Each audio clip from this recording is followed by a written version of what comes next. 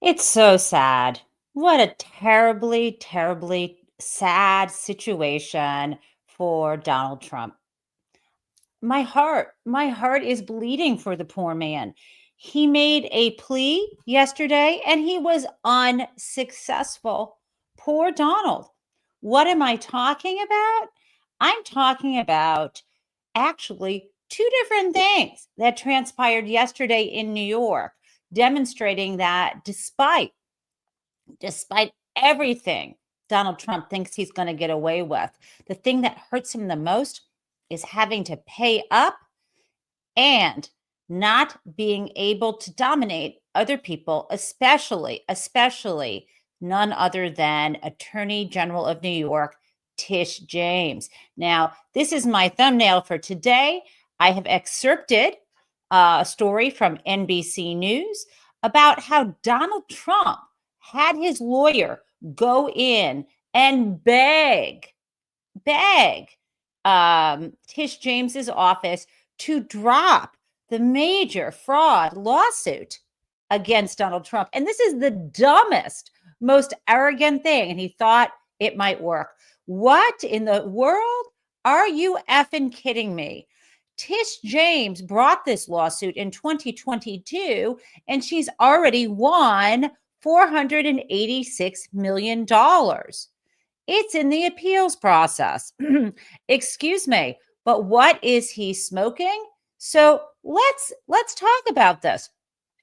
I think you need to visit with me what this lawsuit is about. This was brought in September of 2022. And even though I'm an attorney, I was never an attorney general or prosecutor, right? So let's actually listen to what Tish James had to say back in September of 2022. And I am so fond of this press conference, and I'll tell you why. In the fall of 2022, I was teaching my class on white collar crime. And as it so happened, miracle of miracles, she held this press conference right when my class was in session.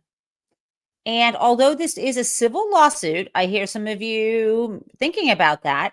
I showed this press conference. We watched it in my white collar crime class because in her civil complaint, there was a footnote saying, the charges I am bringing under New York state law have analogs in federal law, in federal criminal law, right?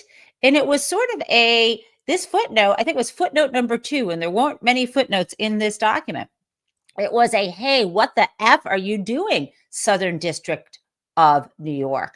But naturally, as we know, Merrick Garland, hands off, weak man, unlike Tish James. So will you join me? Let's look at this press conference so you can refresh your memory at what she sued him for, therefore what she won recovery for, and you can be reminded that he is a fraud forever and he will pay up. Let's play it. Today, we are filing a lawsuit against Donald Trump for violating the law as part of his efforts to generate profits for himself, his family, and his company. The complaint demonstrates that Donald Trump falsely inflated his net worth by billions of dollars to unjustly enrich himself and to cheat the system, thereby cheating all of us. He did this with the help of the other defendants, his children, Donald Trump Jr., Ivanka Trump, and Eric Trump, and former Trump Organization CFO Alan Weisselberg and Trump Organization Controller Jeffrey McConney. Mr. Trump and the Trump Organization repeatedly and persistently manipulated the value of assets to induce banks to lend money to the Trump Organization on more favorable terms than would otherwise have been available to the company, to pay lower taxes, to satisfy continuing loan agreements, and to induce insurance companies to provide insurance coverage for higher limits and at lower premiums. This conduct was all in violation of Executive Law, Section 6312, which gives the Attorney General broad and special powers to go after persistent and repeated fraud and illegality. As part of demonstrating illegality under that section of Law 6312, we show that they violated several state criminal laws, including falsifying business records, issuing false financial statements, insurance fraud, and engaging in a conspiracy to commit each of these state law violations. We believe the conduct alleged in this action also violates federal criminal law, including issuing false statements to financial institutions and bank fraud. And we are referring those criminal violations that we've uncovered to the United States Attorney for the Southern District of New York and the Internal Revenue Service. As a result of these violations, we are asking the court to, among other things, permanently bar Mr. Trump. Okay. So you heard that. This was September of 2022. She won the lawsuit. It was a bench trial. And at the end of the day, as mentioned, just so you can remember, it was $486 million. Now, also, he was required to post bond in connection with this judgment. And you might remember it got a little complicated because Donald Trump has lost so many other civil cases, including against E. Jean Carroll. And she had 2 lawsuits against him. And ultimately, he owes her $83.3 million. So he has a lot of bonds posted. And I think in this instance, obviously, I think it was, if I recall correctly, the amount he had to post was reduced. But nevertheless, this happened. And so, yes, it will take a while. And it's not about the money. Ultimately, it is about the accountability. So let's talk about what happened yesterday. Let's just do this. So what happened, and this is quoting the NBC News story, New York Attorney General Letitia James has rejected President-elect Donald Trump's request to walk away from her office's $486 million civil fraud judgment against him. How did this come up, you ask?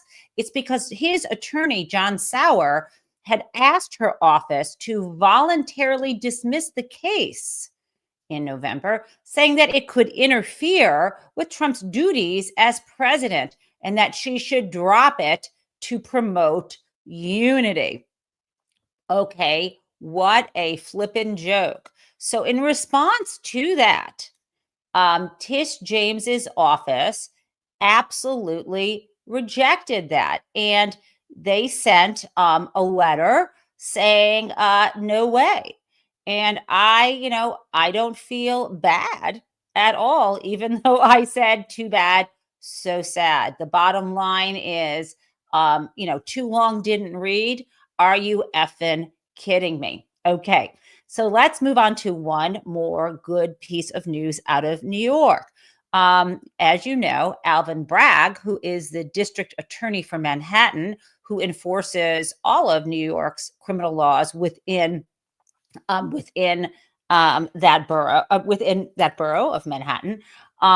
As you know, he won a criminal case against Donald Trump for which a jury found him guilty on 34 felony counts. Now, we sometimes call that the hush money payment case, but actually that was a falsification of business records case under the same statute that Tish James mentioned. However, it was the felony level falsification of business records, accusation, and conviction based on Donald Trump hiding and trying to cover up the fact that he was attempting to interfere in the 2016 election by having his lawyer, Michael Cohen, pay off a porn star, Stormy Daniels. You remember that.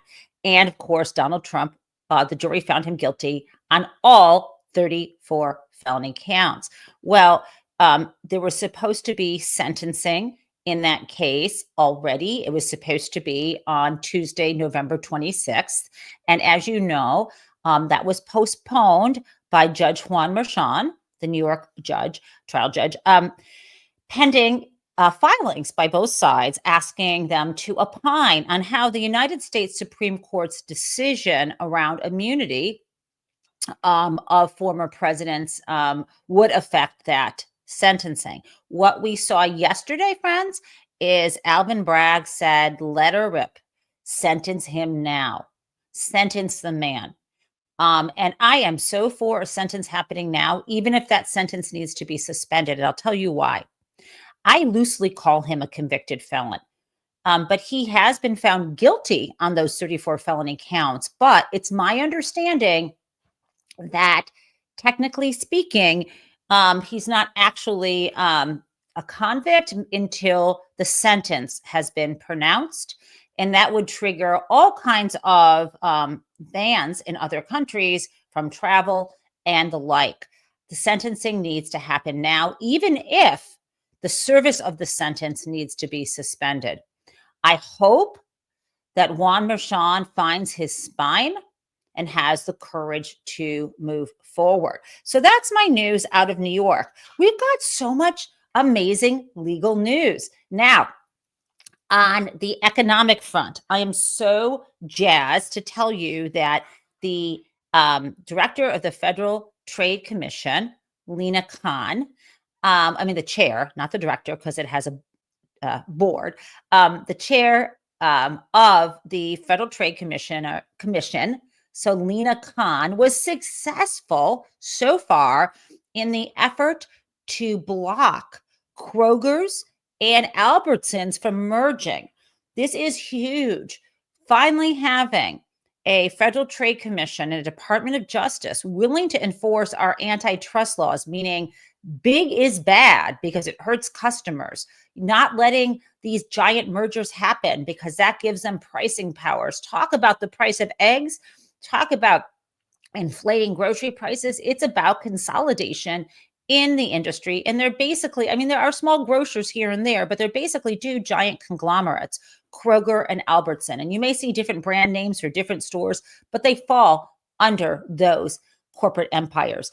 And the idea of them merging, the FTC said, no way. Now, this isn't the end of the story, right? I'm sorry, let me back up. The Federal Trade Commission said no way, and a federal judge agreed to impose an injunction. Now, of course, the pendency of the litigation challenging the merger continues. But what the judge said is we are not changing the status quo, no merger for now. This is huge. And the person I want you to hear from is the person I want to hear from. And it's our friend Robert Reich, Professor Emeritus, I believe now, economist and former labor secretary. And no one does these explainer videos better than him and his team. Let's do it, guys. Your grocery bill is high now? Just wait. A massive corporate merger could send skyrocketing food prices through the stratosphere, unless government sees the deal for what it is, a rotten egg. Supermarket giant Kroger is in the process of finalizing a nearly $25 billion deal to acquire its jumbo-sized competitor, Albertsons, combining their 5,000 supermarkets into one mega company.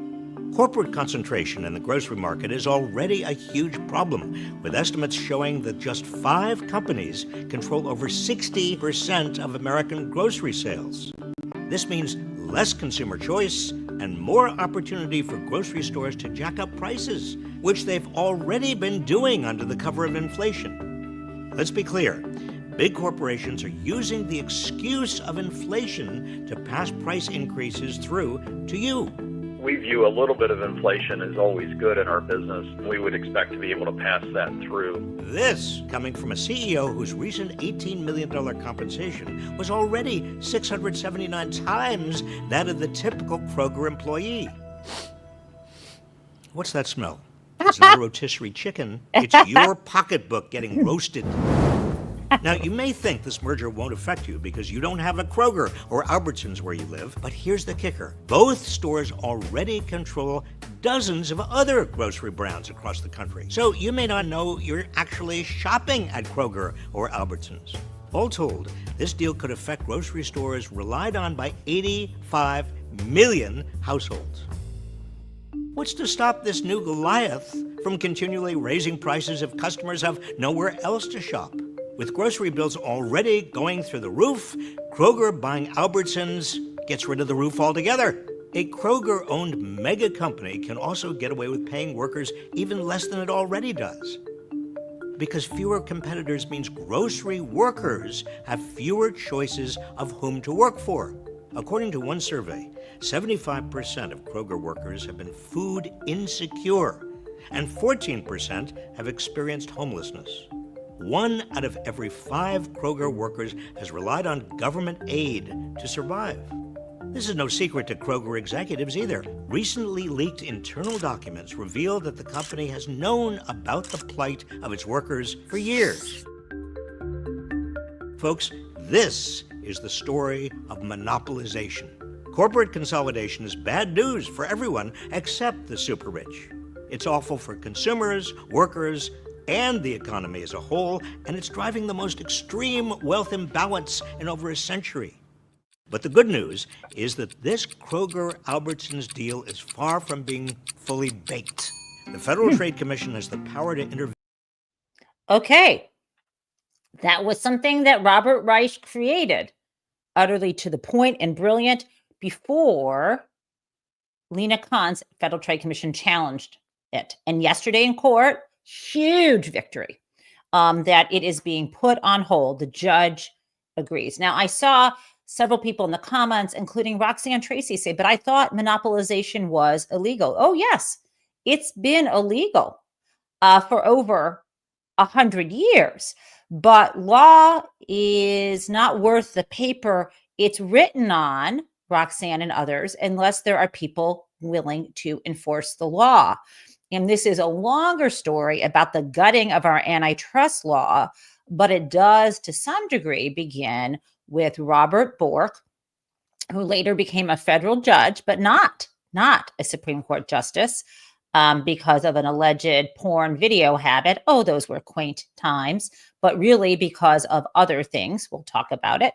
But Robert Bork wrote a law journal article which began the process, and I believe it was in the 70s, I want to say, that began the process of unwinding and rationalizing through really twisted economic theories that we did not need to enforce any of the any of the laws protecting competition, including monopolization. And it's not as simple as I'm saying it, because it was done with sleight of hand, with numbers and legal arguments. And I know something about this because when I got out of law school, my first area of practice was antitrust. So at any rate, the other reason why Robert Bork didn't become Supreme Court justice, as you may remember, I mean, I don't, but I know from history that he was the one who was finally the only person who was willing to engage in the firing during the Nixon era. You remember that Nixon was trying to get someone to actually engage in firing his attorney general. I think it's the special prosecutor. No, I'm trying to get this right. Oh, I know what it was. Okay. Robert Bork was the solicitor general under Nixon, and he wanted Nixon's attorney general, Cox, was fired. And he was, it was after so Archibald Cox, this was what was called the Saturday Night Massacre. And this was in October of 1973. Nixon ordered that Archibald Cox get fired.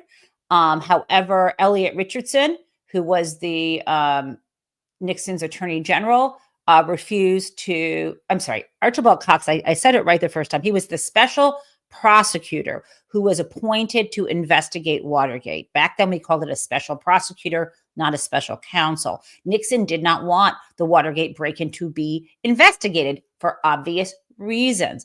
He wanted it covered up. So he asked his attorney general, Elliot Richardson, to fire Archibald Cox, and he refused. And then, instead of firing him, Richardson resigned. Up stepped the deputy attorney general into the role of acting attorney general. His name was William Ruckelshaus. He also refused the order, and he resigned. So who steps up into the shoes? It becomes acting attorney general. It was Robert Bork, and Robert Bork was the one who carried out the order to fire Archibald Cox.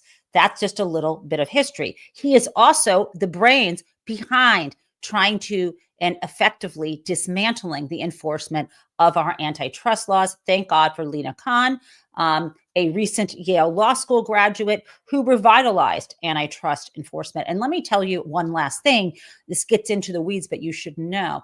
I met Lina Khan years ago when she was still not so many years ago. I want to say, could it have been 10 years ago? Let's see. Less than 10 years ago, when she was still a brilliant Yale law student. And she had published an article about, again, this sounds a little bit like Robert Bork. You would think, oh, ivory towers. What does that have to do with anything? Well, it was actually changed the world. She published an article in the Yale Law Journal, and it was entitled Amazon's Antitrust Paradox. Publishing this article when she was a law student made her put her name on the map, but she was obviously brilliant, having met her previously. I mean, this was a fantastic, thoughtful piece. Now, people like me and people who care about political economy, justice, and consumer prices, as well as who are concerned about giant companies and their shareholders swallowing up all the goods from society. We loved her, but there was a whisper campaign against her in academia.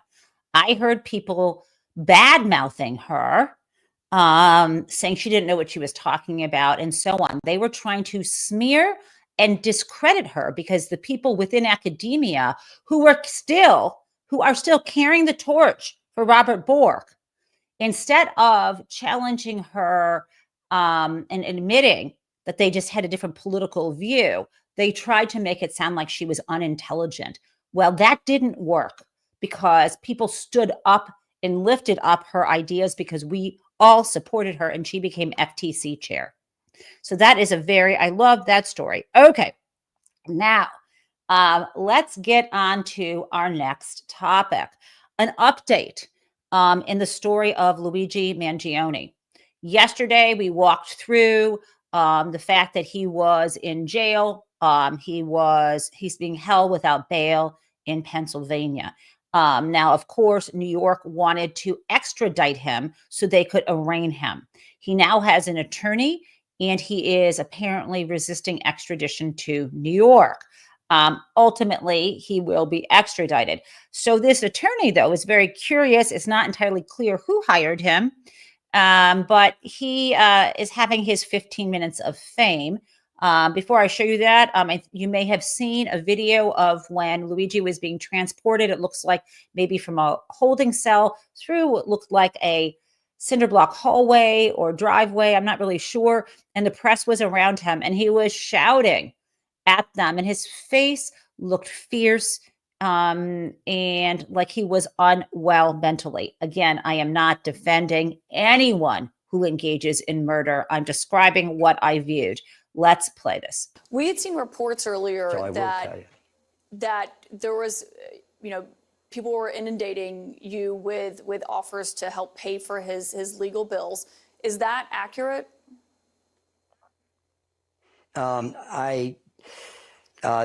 I have received some emails. I have not seen them personally, but my understanding from my staff is people are doing that. That people are reaching out to you and offering to help pay for his legal bills? That's correct. Would you accept those offers? I mean, I imagine you maybe have, I don't know, have you ever gotten that before? Nah, be honest with you, I probably wouldn't. Why do you think you would not accept that? I don't know. I just I don't know. I just don't feel comfortable about that. So I don't know. I haven't given that much thought, but I'm not looking, I mean, obviously my client appreciates the support that he has, but I don't know. I just, I'd have to look in, but it just doesn't sit right with me, really. Why do you think they're offering? I don't know. People, you talk about, the Supreme Court says, all these rich billionaires can give all kind of money to candidates, and that's free speech. So maybe these people are exercising their right to free speech and saying that's the way they're supporting my client. That's actually pretty insightful. Pretty insightful. I think before he rejects that funding, he should probably consult with his own attorney and maybe set up some kind of legal defense fund. I would not reject. And on the other hand, as you know, Luigi Mangione's family is exceedingly wealthy, so perhaps they don't need that funding. Okay, guys, let's move on. I've got some other news. I'm holding on. We can only have so much in one day. Tomorrow's going to be a big show as well. But I need to now turn us to Crazy Town because we've got a pretty good Crazy Town.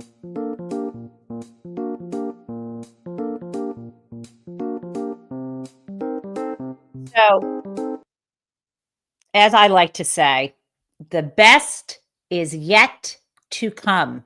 No, I don't like to say that. Kimberly Guilfoyle likes to say that. And there's some big news. Some big news.